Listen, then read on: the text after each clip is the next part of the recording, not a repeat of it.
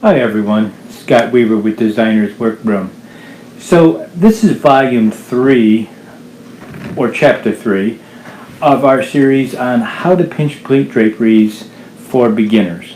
In our first volume, we talked about the drapery stack back and how to figure your rodding. In the second volume, we discussed about the fullness of drapery fullness and how many widths you need for specific widths of rods. I couldn't touch on every width, but we gave you the basics on that.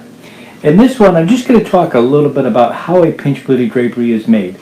I'm not going to go into major detail because there's several ways that people make their draperies, especially for home sewers, because they may pillowcase the sides, they may pillowcase the bottom. So I'm not going to go into great detail, but we're going to show you how we make it.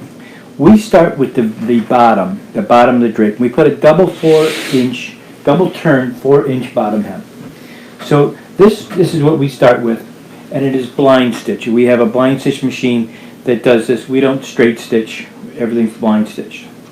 Then on the bottom of our lining, if you're lining it, we put a double 1.5-inch bottom hem on this. After that's done, we put this on the table, the drapery on the table, and we pin our lining in at the bottom first. We center the lining on the drapery panel, and we pin the lining into the bottom hem, and we bring it up 1.5 inches up from the bottom, and we pin it in. And what that does is it makes the bottom of the hem almost equal or even with the very bottom hem of the hemline right here of the drapery. So once we have that pinned in and the lining is centered, we use a double 1.5-inch turned side hem, just like this. And we pin in on both sides. That's just how we do it. After that's all done, then we go ahead and we blind stitch each side of it all the way up to the top. The last thing we do is we do what's called tabling, where this is put in on big clamps, and we clamp down the bottom hem, and we always overcut our drapery panel by about 2 inches. So we actually add a double 4-inch turned top hem also, but we actually cut that about 10 inches. So when we put this in a big clamp, we bring it up to the finished length plus what we need for the top hemming, and then we trim it off, and then we double turn our buckram.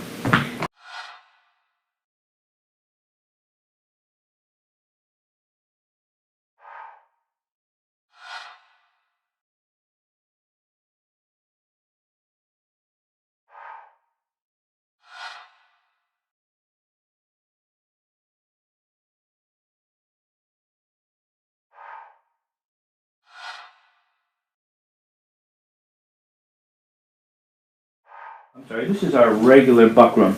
This is nice stuff. It's washable, but it also has a little sticky to it, so we can stick it right to the drapery, top of the drape, before we double turn it.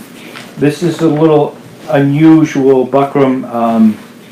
We have to buy it in bulk, and you can't even tear this stuff. It's very washable, but you can't even tear it. This more standard is pretty much so. It's either called crimolum or buckram, by the way. This is more of the standard. It's very paperish. You'll find this a lot on drapery hardware. You'll find it in maybe eBay for you guys, or a drapery hardware magazine, and it does tear very easily.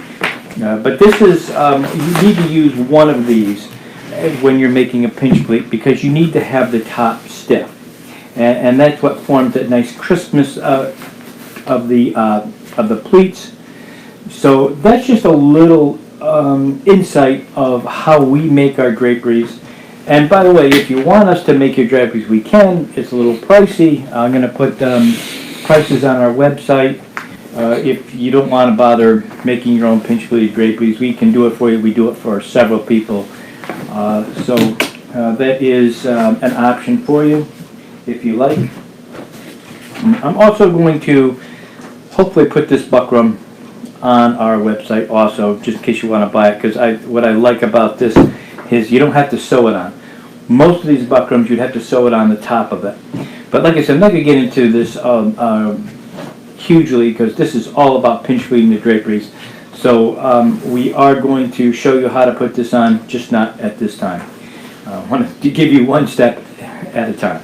So anyway, that's how we make our drapery here. That's what you should expect a drapery panel to look like at the top. And so now we are going to go to our next volume, which we're going to start with a one-width drapery panel on how to figure your pleats and your spaces. So stay tuned, we'll be right back. I hope you enjoyed the content of my videos, and I'm hoping that you're going to like and subscribe to my channel. It would be muchly appreciated. Also, I put a lot of time and effort into putting this together, and I'd appreciate it if you wouldn't mind donating a small portion of money to keep this channel going. It's of course not necessary, but it's always appreciative. And also with that, if you have any questions regarding maybe some drapery stack back or swags, whatever your question is, I would be happy to help you out with that. And to do that, all you need to do is just search for Scott Weaver or Scott Weaver videos, and you can click on it, and there's the subscribe button, of course. And then you click onto my face here, and over here you'll see a donate to PayPal. You hit that, and it'll bring you to the link, and it is safe and secure. There it is right there. You can donate with either a credit card, any credit card or debit card, or by PayPal. Of course, this is not necessary, and I'm going to keep giving you the best videos that I possibly can with the limited resources I have. But anyhow, thank you very much for watching, and I will catch you next time.